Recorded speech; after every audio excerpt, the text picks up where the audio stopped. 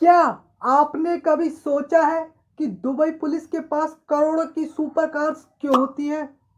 अगर आपको लगता है कि वहाँ सोना ज़्यादा है, तो क्रिमिनल्स भी बहुत ज़्यादा होंगे।